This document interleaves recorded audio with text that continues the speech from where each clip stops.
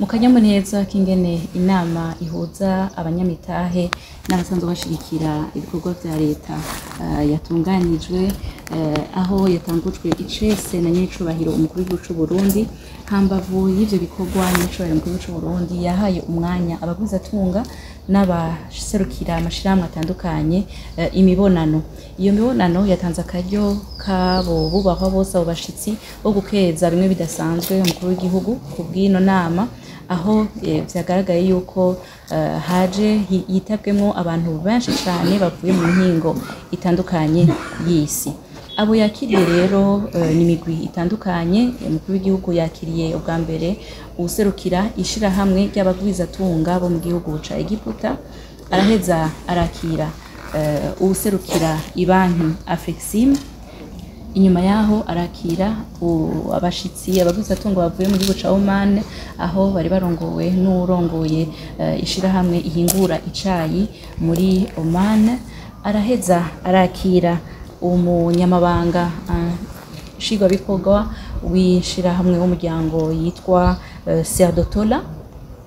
Inyuma yaho araheza arakira kandi userukira igisata kiraba ivy'iterambere PNUD ku rwego rwa Afrika, asanzwe akurikirana cane cane ivyerekeye uburyo bashigikiza ibihugu vya Afrika. Yakiriye kandi n'abashitsi baje baserukira ishirahamwe mpuzamakungu isanzwe ikurikirana ivy'iterambere PNUD ku rwego rwa Afrika, ahaje icegera c'uraba igisata kiraba uburyo bushigikira ibihugu vya Afrika. Umukuru w'igihugu c'u Burundi inyuma yaho arakira utwara ikigega ca Kuwait, akaba yaraje anaserukira leta ya Kuwait. Mu nyuma arakira umugwi munini cane w'abagwizatunga bavuye mu bwami bwa Maroc. Inyuma yaho araheza kandi arakira n'ishirahamwe ryitwa Neotech ry'ababirigi risanzwe rishigikira mu gisata c'indero.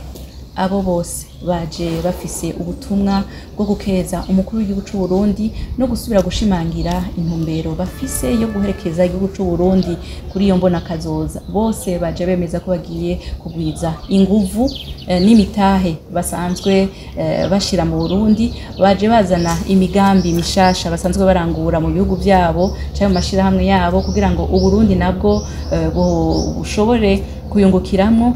Baje kandi bavuga bati tuje nk'abavukanyi guherekeza Uburundi kugira ngo twese hamwe dushobore gushika kuri iyo mbona kazoza. Ivyo byago rero vyahaye n'akaryo nyiricubahiro umukuru w'igihugu c'u Burundi ko gukeza abo bashitsi bose. Aragenda atanze n'intumbero yuko vuba bwango hashigwaho imigwi yo gushigikirana, imigwi yo kuganira ingene hovamwo imigambi igaragara iboneka mu bisata bitandukanye, ibisata bihagaze cane cane kuri bwa butunzi kama Uburundi bufise, ari nabwo buzoshobora gushikana Uburundi ku mbona kazoza. Ubwo nabwo murabizi igisata c'uburimyi, igisata c'amasoko ntangaguvu n'ubutare, ibisata vy'ubuhinga bwa none, amasoko ntangaguvu n'ibindi n'ibindi. Aho karyo rero kabaye kandi umwanya mwiza gushimangira kuri ca civugo ca nyiricubahiro umukuru w'igihugu c'u Burundi kivuga kiti turi kumwe twese birashoboka. Arasubira arabizeza yuko iyo mbona kazoza tuzoyishikako kuko Uburundi bushigikiwe, Uburundi bufise inshuti n'abagenzi, bukaba bufise kandi n'ubutunzi budasanzwe.